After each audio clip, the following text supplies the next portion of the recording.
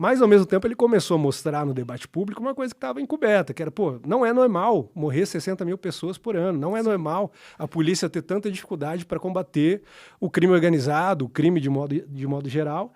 E aí, quando a gente chega no governo, quando o presidente chega no governo, uma série de coisas é feita sobre isso. A primeira delas foi transferir. Então, a gente tira os caras do PCC, não vai ficar mais em cadeia do estado de São Paulo, vai para outro estado, ainda que segurança máxima, para o cara não sofrer nada e tal, mas onde... o estado de outra facção. Aí você pega os caras do Comando Vermelho do Rio, leva para outro lugar. Aí você começa a liberar também para a população meios de se defender, que é, além de um direito, o direito é um dever. Porra, eu na minha casa, tá eu e minha mulher lá, um invasor tá lá, é meu dever proteger ela. Claro. Não é o dever do Estado. Pode ser também. Não, é também, né? Mas assim, o Estado não vai chegar lá... É um dever derivado. Ele não vai se teleportar para sua casa, né?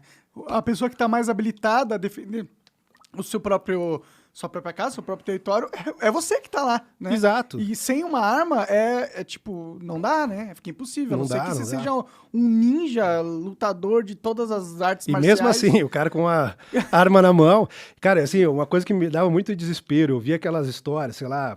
Eu lembro muito claramente um caso que teve em Orlando, nos Estados Unidos, de tiroteio, né? E aquela coisa dos celulares tocando e a família tentando falar com... E quando eu vi aquilo ali, me bateu, falei, pô, podia ser uma pessoa querida minha, ou alguém que, sei lá, um amigo, um irmão, um primo. Então aquilo falou, pô, nem sempre dá para você proteger a pessoa, dá para o Estado chegar a tempo, a polícia chegar a tempo. Então, eu também, de certa forma, se eu amo essas pessoas, eu considero que é um dever, né? De proteger. E elas mesmas podem se proteger aqui com uma arma, claro, até uma claro. criança mata qualquer um. Exato, uma velhinha, a gente viu histórias já, o assaltante vai lá, a velhinha se protege.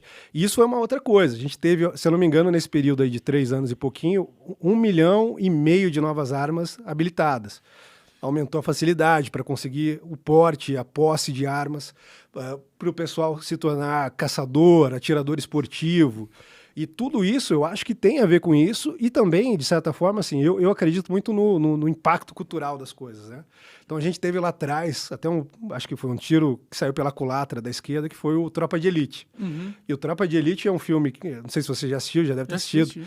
Ele foi feito ali com a tentativa, um propósito de criticar mais ou menos a PM do Rio, criticar o BOPE, e a ideia não era colocar o Capitão Nascimento como um herói, só que quando você coloca um cara daquele, num país que as pessoas têm medo de ir num ponto de ônibus e ser assaltado, você coloca o Capitão Nascimento apavorando ali os bandidos, ele virou um herói nacional. Mas será que era uma obra da esquerda pra tentar realmente? Cara, foi, porque ninguém fica do lado dos bandidos naquela série. Você vê muito da corrupção policial, que é um problema mesmo, que existe, e que eu acho legítimo de ser retratado, mas você fica torcendo pro cara. Sim, mas aí que tá. O filme, aquele filme ali é um dos melhores filmes que a gente tem. É arte de verdade. É arte de verdade, porque também o que você pega ali? O cara faz aquele filme, o filme tem uma vida própria. As pessoas vão ver aquilo ali com os próprios olhos. E isso é arte. Não é o cara conduzir aquilo para uma determinada agenda, como tentou depois um pouco com o segundo filme. Surge ali um personagem que é meio que o Freixo, né? E ele que vai resolver o problema. O Capitão Nascimento, na verdade, era um cara problemático, tinha problema em casa, perde a mulher. E na época, quando saiu o filme, não sei se você lembra disso, acho que 2005, 2006... Vai lá o Wagner Moura pra Folha de São Paulo e fala, peraí, vocês estão entendendo tudo errado, o Capitão Nascimento não é o herói, ele é o bandido. O próprio ator, ele foi lá escrever uma coluna. Aí o diretor também vai lá e fala, não, peraí, vocês não estão entendendo bem o meu filme. E eles vão e fazem o segundo pra tentar fazer uma desconstrução do personagem do Capitão Nascimento e levar pra uma ideia ali de... Porra, esse cara aí não é o que vocês estão pensando, não é o Rambo dos filmes americanos. Sim, sim. Só que mesmo assim não funciona. O cara continua gostando do Capitão Nascimento e caga lá pro cara o vereador, né, o Freixo. Sim, sim. Tem um elemento que poderia levar as pessoas a acreditarem que o cara é um vilão, porque ele tortura pessoas, tal, que sim, é algo legal de se fazer. Mas, tipo, quem tá no Rio de Janeiro tá vivendo um inferno. Tá vivendo um inferno. É uma situação de guerra civil. Então, no inferno, você prefere um demônio que te defenda, entendeu? Não um demônio que aumente o inferno. E eu acho que na condição de inferno, é difícil você ter um cara que não é problemático fazendo... Tipo, o ser humano não é uma joia preciosa polida, todo mundo é bonzinho. Isso não é verdade. É. E eu acho que justamente essas falhas de caráter, vai dizer assim, do Capitão Nascimento, aproxima ele muito das pessoas.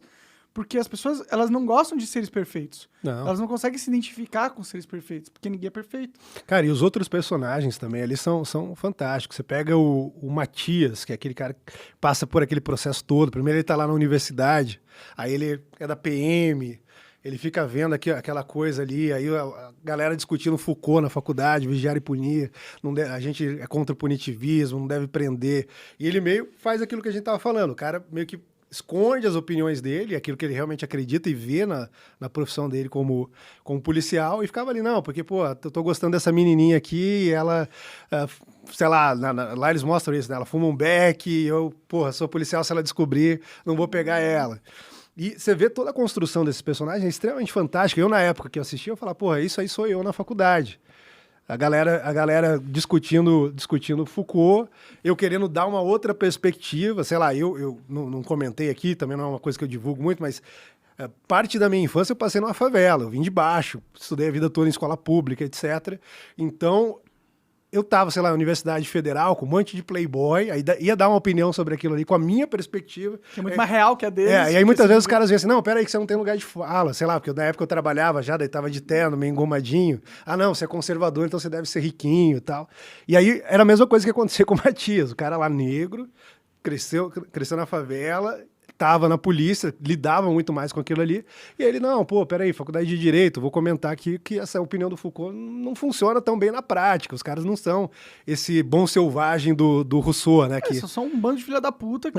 tem cara que tem prazer, é sádico, gosta de estuprar, poder matar. dá prazer, né? Uhum. E quando você foge do sistema que meio que tenta capar esse poder nocivo que todo ser humano é capaz de ter, e ele consegue se safar ou se dar bem, é óbvio que ele vai se sentir muito bem com isso, né? Sim, sim. Mas isso não é positivo, isso não torna dele nem um pouco. Um revolucionário, né? Um revolucionário que assassina a mãe de família, um revolucionário que rouba o lojista... Isso não é um revolucionário também. Não.